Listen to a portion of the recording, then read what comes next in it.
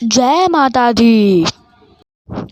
मैं मस्तक पर अर्धचंद्र धारण करने वाली शिव स्वरूपा भगवती कामेश्वरी का हृदय में चिंतन करता हूँ।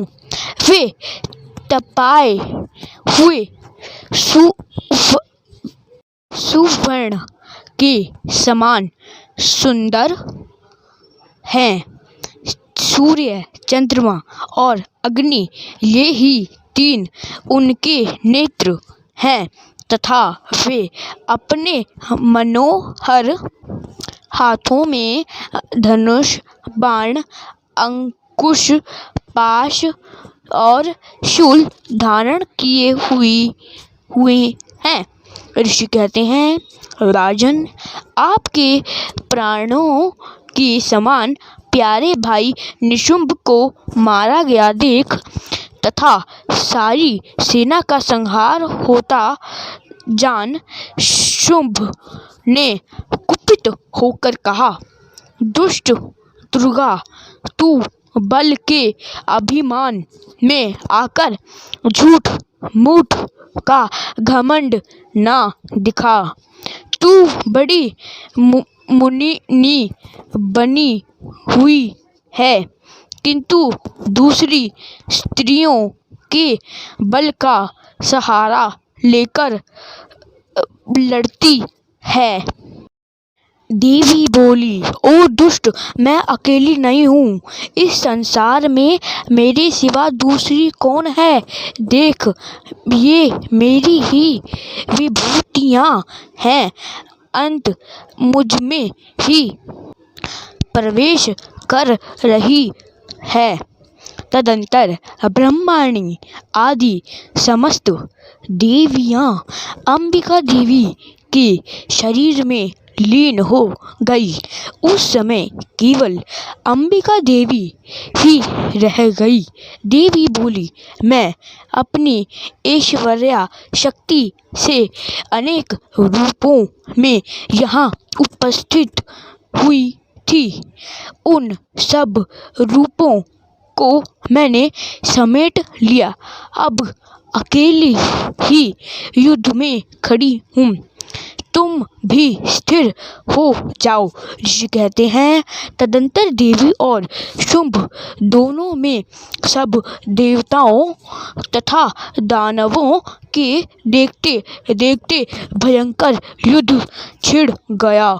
बाणों की वर्षा तथा तीखे शस्त्रों एवं दारुण अस्त्रों के प्रहार के कारण उन दोनों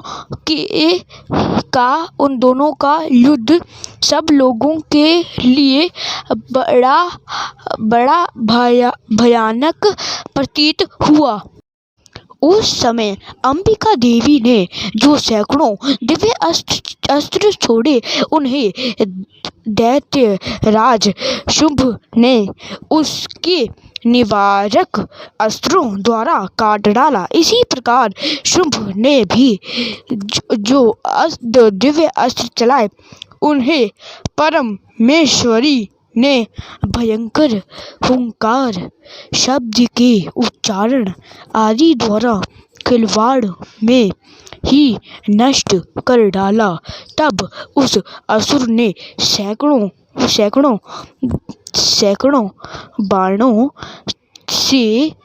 बाणों से देवी को आच्छादित कर दिया। यह देख क्रोध में भरी हुई उन देवी ने भी बाण मारकर उसका धनुष काट डाला। धनुष काट जाने पर फिर दैत्यराज ने शक्ति हाथ में ली, किंतु देवी ने चक्र से उसके हाथ की शक्ति को भी काट गिराया। तत्पश्चात पश्चात दैत्यों के स्वामी शुंभ ने 100 चांद वाली चमकती हुई ढाल और तलवार हाथ में ले उस समय देवी पर धावा किया। उसके आते ही चंडिका ने अपने धनुष से छोड़े हुए तीखे बाणों द्वारा उसकी सूर्य किरणों के समान उज्ज्वल ढाल और तलवार को तुरंत काट दिया। फिर उस दैत्य के घोड़े और सारथी मारे गए। धनुष तो पहले ही कट चुका था। अब उसने अंबिका को मारने के लिए उद्धत हो भयंकर मुदगर हाथ में लिया। उसे आते देख देवी ने अपने तीक्ष्ण बाण से उसका मुदगर भी काट डाला। जिस पर भी वह असुर मुक्का तानकर बड़े वेग से देवी की ओर झपटा।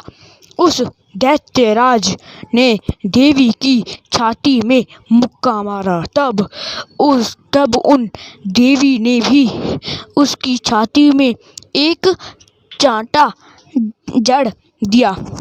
देवी का थप्पड़ खाकर दैत्यराज शुंभ पृथ्वी पर गिर पड़ा, किंतु पुनः सहसा पूर्ववत उठकर खड़ा हो गया। फिर वह उछला और देवी को ऊपर ले जाकर आकाश में खड़ा हो गया।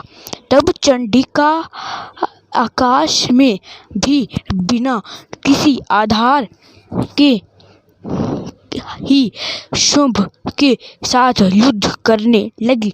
उस समय दैत्य और चंडिका आकाश में एक दूसरे से लड़ने लगे। उसका वह युद्ध पहले सिद्ध और मुनियों को विस्मय में डालने वाला हुआ। फिर अंबिका ने शुंभ के साथ बहुत देर तक युद्ध करने के पश्चात उसे उठाकर घुमाया और पृथ्वी पर पटक दिया। पटके जाने पर पृथ्वी पर आने के बाद वह दुष्टात्मा दैत्य पुनः चंडिका का वध करने के लिए उसकी ओर बड़े वेग से दौड़ा। तब समस्त दैत्यों के राजा शुंभ को अपनी ओर आते देख देवी ने त्रिशूल से उसकी छाती छेदकर उसे पृथ्वी पर गिरा दिया। देवी के शूल की धार से घायल होने पर उसके प्राण पखेरु उड़ गए और वह समुद्रों, द्वीपों तथा पर्वतों सहित समूची पृथ्वी को कांपता हुआ भूमि पर गिर पड़ा। तदंतर उस दुरात्मा के मारे जाने पर संपूर्ण जगत प्रसन्न एवं पूर्ण स्वस्थ हो गया तथा आकाश स्वच्छ दिखाई देने लगे। पहले जो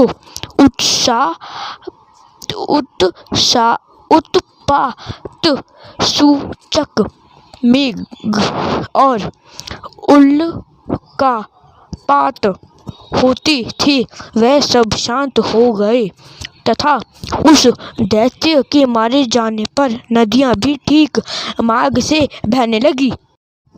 उस समय शुंभ की मृत्यु के बाद संपूर्ण देवताओं का हृदय हर्ष से भर गया और गंधर्व गण मधुर गीत गाने लगे। दूसरे गंधर्व बाजे बजाने लगे और अप्सराएं नाचने लगी। पवित्र वायु बहने लगी। सूर्य की प्रभा उत्तम हो गई।